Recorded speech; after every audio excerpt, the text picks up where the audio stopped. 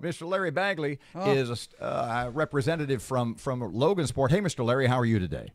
Robert, I'm just right. How are you? Larry, I don't know how you can be just right. What on earth are y'all doing with that budget? Well, I can't speak for everybody else. The only one I can speak for, I've only got one vote. I wish I had 50, but I've only got one.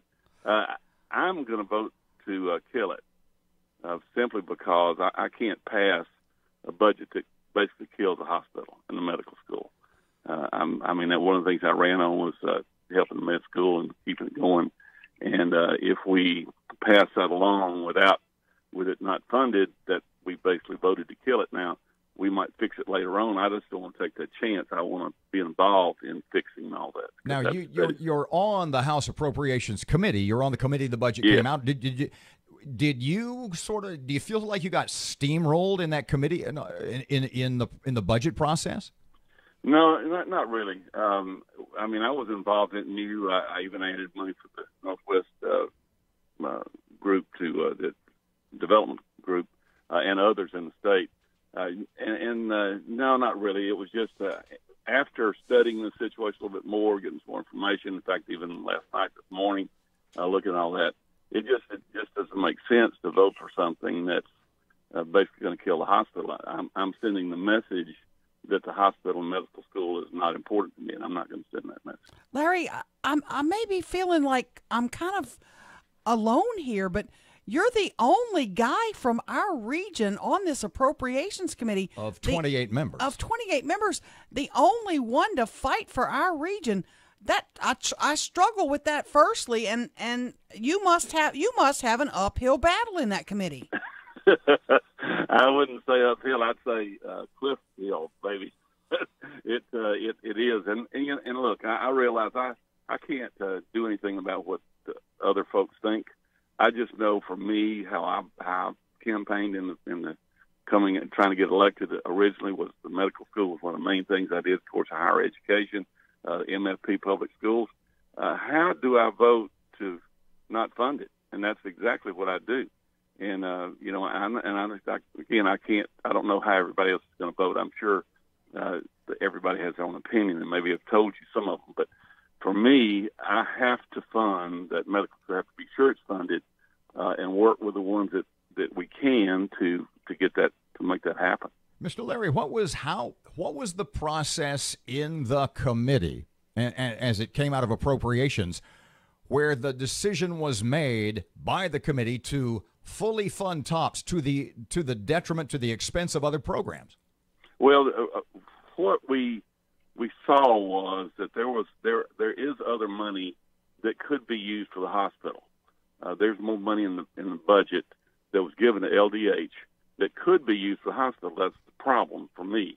It's $463 million, I believe, that's in there that's appropriated to them.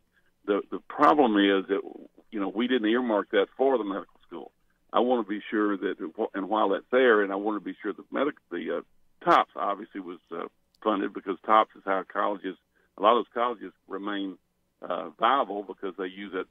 Students that use TOPS go to their schools and spend money and help them all do that. So that was the reason for that. I've always supported TOPS, but again, I wanted to be sure that just to say, well, we've got extra money, we'll try to get it on the medical school.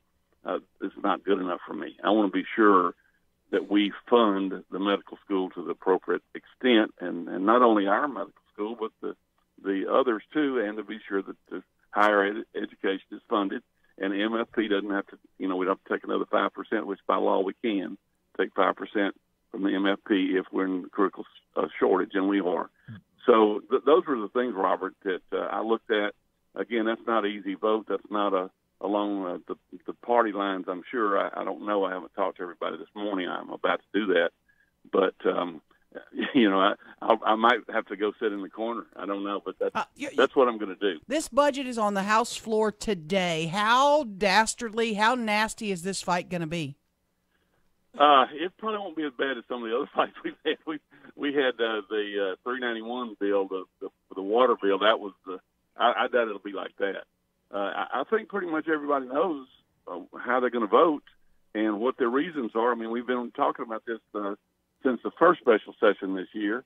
So we all have spent all this time preparing for this moment, and I don't want to go back into special session any more than anybody else does, but we have not met the obligation to fund the things that we promised.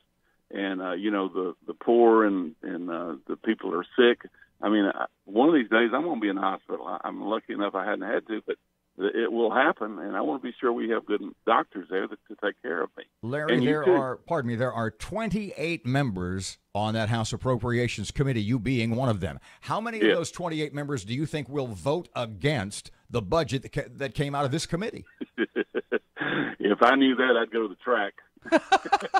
I'll take you to play blackjack with me. Larry, let me ask you this. Is it time that we look at bringing in more money, raising taxes, keeping that penny on the books? Are you in that camp yet, or are you still being pushed?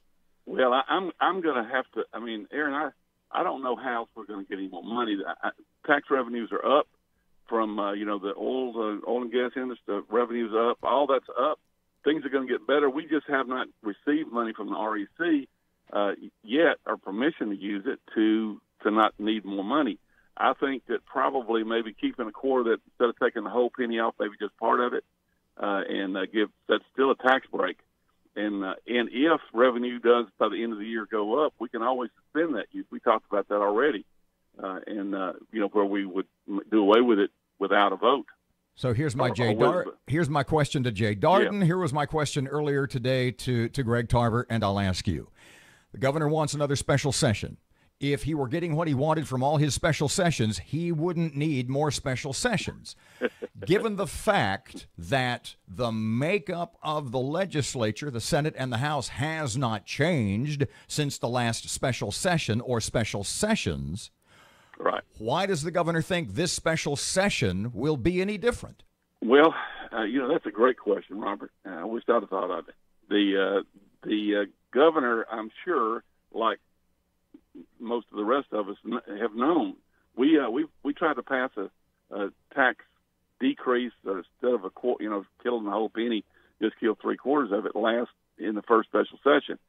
We had a pushback from Democrats who said they didn't want to do that, and the governor is a Democrat.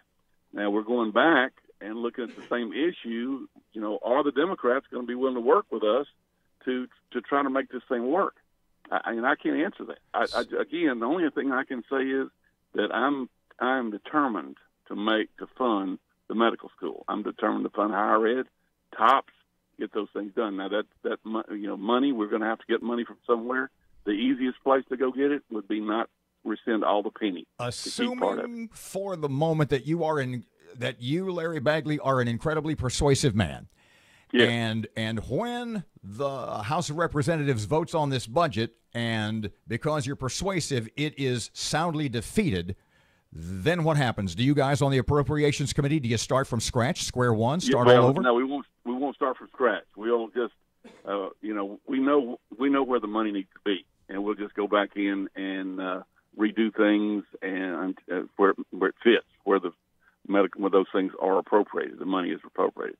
It's not going to be rocket science. We've already done all the numbers. But I can only assume that this budget came out of committee because the majority of people on the committee thought it would pass, right?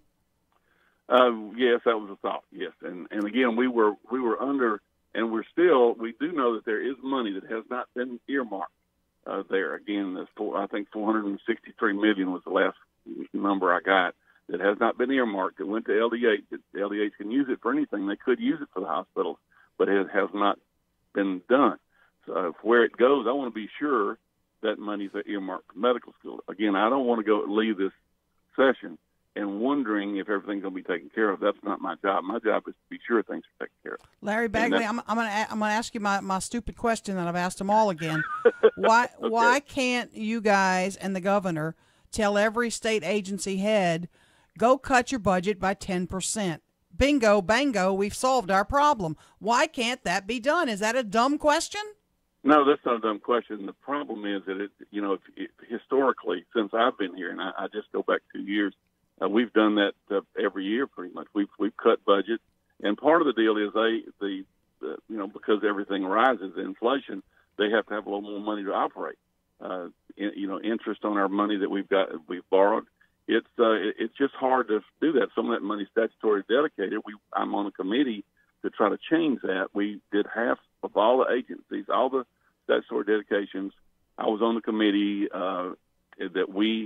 it was a joint Senate and Representative committee. We looked at half the agencies. We came up with, I can't remember how many hundreds of millions of dollars that we're going to look at either replacing or changing their title to make them come back to ask each year. But we're doing that that's not gone unheard of, and we are working with that now to try to get that done. Again, we won't be through with that till next year. We'll meet through the year and come back, because there's 360-something agencies that we have to go through. We did half of them, and we had every agency come in front of us and talk, testimony to ask them exactly where that money went to. And that's the only way I know to do it, is to find out where it is, and if we really need that to go there, can we just do it somewhere else?